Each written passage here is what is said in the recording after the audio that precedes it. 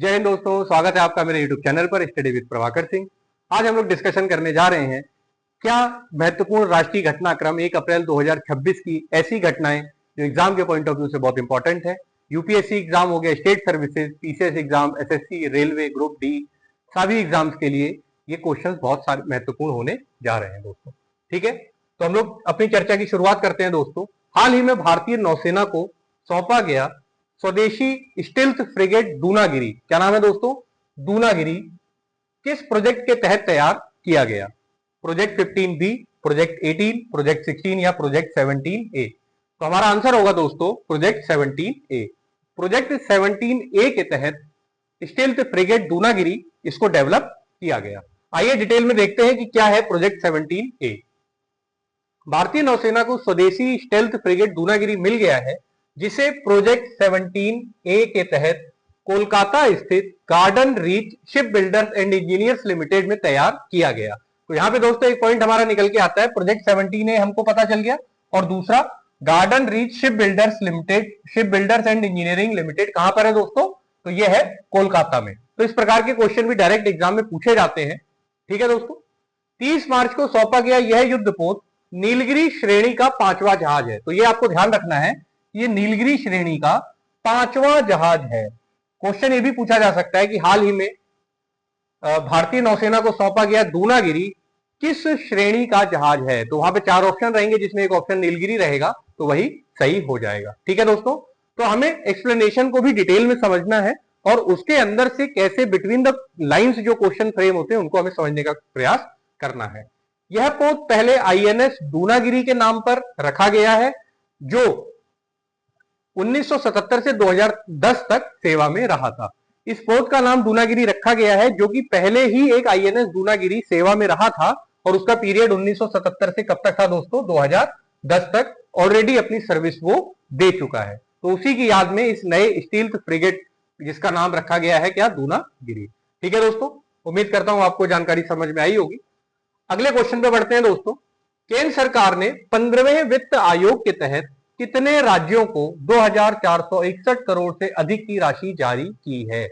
ठीक है दोस्तों, 6, 7, 8 या 9? तो इसका आंसर हो जाएगा दोस्तों 8 राज्य। 8 राज्यों को हाल ही में केंद्र सरकार ने 2461 करोड़ रुपए जारी किए हैं। आइए देखते हैं कि कौन से वो 8 राज्य हैं जिनको ये धनराशि मिली है। केंद्र सरकार ने 15वें वित्त आयोग के तहत 8 राज्यों को 2461 करोड़ रुपए से अधिक की राशि जारी की है।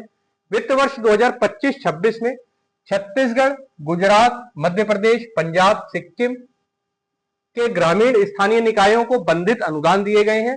वहीं हिमाचल प्रदेश, उड़ीसा, सिक्किम और त्रिपुरा को पहले से रोके गए बंधित और गैर बंधित अनुदान भी जारी कर दिए गए हैं। कुल मिलाकर कितने हो गए दोस्तों? 8।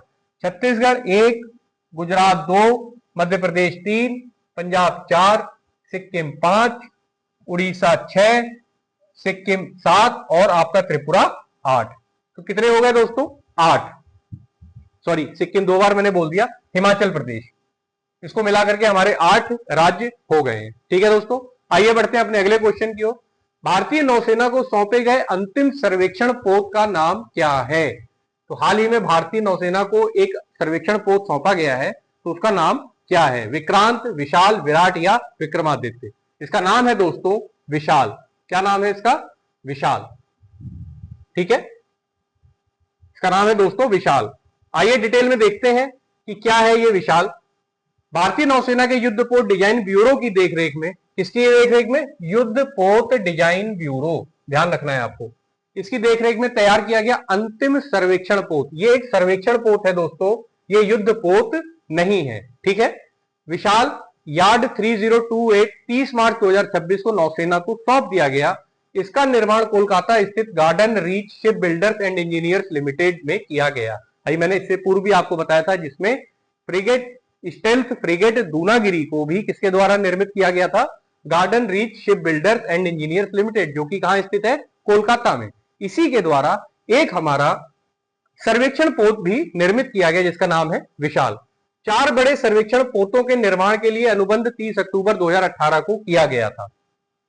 ठीक है, तो 4 सर्वेक्षण पोत बनने थे दोस्तों, जिसमें का ही अंतिम सर्वेक्षण पोत है। इससे पहले 3 सर्वेक्षण पोत ऑलरेडी बन चुके हैं। ठीक है दोस्तों, आइए बढ़ते हैं अगले क्वेश्चन की ओर। और देखते हैं कि क्या है। ठीक है, विश्व स्वास्थ्य संगठन जिसको WTO कहते हैं, WTO की 14वीं मंत्री स्तरीय सम्मेलन जिसको MC14 बोलते हैं, ठीक है, मिनिस्ट्रियल कॉन्फ्रेंस 14, कहां आयोजन किया गया?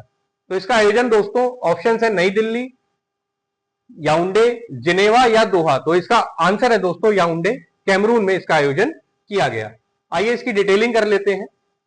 विश्व व्यापार संगठन जिसको WTO कहा जाता है, इसका 14वां मंत्री स्तरीय सम्मेलन MC14 26 से 30 मार्च 2026 तक कैमरून के याउंडे में आयोजित किया गया। आपको ध्यान रखना है दोस्तों, कैमरून ऑप्शन में डायरेक्ट पूछा जा सकता है कि यह आयोजन इसका कहां पर हुआ। जिसकी अध्यक्षता व्यापार मंत्री ल्यूक मैग्लोइरे मबारगा अंटागना ने की। इस सम्मेलन में WTO सुधारों, कृषि वार्ताओं, डिजिटल व्यापार, मछली पकड़ने की सब्सिडी पर चर्चा करने के लिए मंत्री एक साथ आए और प्रमुख लंबित व्यापार मुद्दों पर अपनाए गए निर्णयों के साथ इसका समापन हुआ। ठीक है दोस्तों, तो इन विषयों पर इसमें चर्चा करी गई। आइए बढ़ते हैं अगले क्वेश्चन की ओर और देखते हैं प्रधानमंत्री नरेंद्र मोदी ने महावीर जयंती के अवसर पर किस स्थान पर सम्राट संप्रति संग्रहालय का उद्घाटन किया? अहमदाबाद गुजरात, सानंद GIDC अहमदाबाद या कोबा गांधीनगर गुजरात में या वाराणसी उत्तर प्रदेश में? तो इसका आंसर हो जाएगा दोस्तों कोबा गांधीनगर गुजरात में। ठीक है, इसकी डिटेलिंग देखते हैं दोस्तों। प्रधानमंत्री नरेंद्र मोदी ने महावीर जयंती के पावन अवसर पर कोबा गांधीनगर गुजरात में सम्राट संप्रति संग्रहालय का उद्घाटन किया। यह संग्रहालय जैन इतिहास और सम्राट संप्रति के जीवन, उनके शासन और अहिंसा के संदेश को समर्पित है। साथ ही PM मोदी ने सानंद GIDC अहमदाबाद में कायंस सेमिकॉन प्लांट का भी उद्घाटन किया। तो ये दोनों पॉइंट्स आपको याद रखने हैं। सानंद GIDC में किसका उद्घाटन हुआ है? कायंस सेमिकॉन प्लांट। ठीक है, और कोबा में किसका उद्घाटन हुआ है? सम्राट संप्रति म्यूजियम, सम्राट संप्रति संग्रहालय। तो क्वेश्चन एक बन सकता है दोस्तों कि सम्राट संप्रति जो हाल में समाचारों में रहे, इनका संबंध किससे है? जैन धर्म, बौद्ध धर्म, शैव धर्म या फिर वैष्णव धर्म? तो आंसर क्या हो जाएगा? जैन धर्म। ठीक है दोस्तों, तो इस तरह की हमारी करंट की घटनाएं होती हैं जिनको स्टैटिक पोर्शन से कनेक्ट करके क्वेश्चन फ्रेम किए जाते हैं। अब हमको लगेगा कि सम्राट संप्रति, इनका इतिहास में कहीं कोई नाम तो हमने आज तक जनरल, अगर आप जैन धर्म आप पढ़े तो सम्राट संप्रति का नाम वहां पे नहीं आता है इन जनरल। लेकिन अब देश के माननीय प्रधानमंत्री ने उनके नाम पर अगर म्यूजियम का इनॉग्रेशन किया है तो मुझे लगता है कि सम्राट संप्रति के बारे में पढ़ना हम सबकी जिम्मेदारी बन जाती है और एग्जाम के पॉइंट ऑफ व्यू से ये इंपॉर्टेंट डेटा बन जाता है। ठीक है दोस्तों, तो यही आज के हमारे महत्वपूर्ण कुछ पॉइंट्स थे। पूरे राष्ट्रीय घटनाक्रम की जो भी महत्वपूर्ण पॉइंट्स थे उनको मैं आपके सामने डिस्कशन किया है, पहले भी किया है, आगे भी करता रहूंगा और कोशिश करेंगे कि ये चीजें नियमित रूप से चलती रहें। ठीक है दोस्तों, आशा करता हूं आपको ये सारे पॉइंट समझ में आए होंगे। जो मेरे भाई बंधु मित्र जिन्होंने चैनल को सब्सक्राइब नहीं किया है वो उसको सब्सक्राइब कर लें, क्योंकि मैं देख रहा था लगभग 50% ऐसे लोग हैं जो सब्सक्राइब जिन्होंने चैनल को नहीं किया है लेकिन वो वीडियोस को देखते हैं। तो आपसे रिक्वेस्ट है कि अगर आप देखते हैं, आपको कंटेंट अच्छा लगता है तो आप इसको सब्सक्राइब करिए, शेयर करिए। ठीक है दोस्तों, मिलते हैं फिर अगले वीडियो में, तब तक के लिए जय हिंद, जय भारत।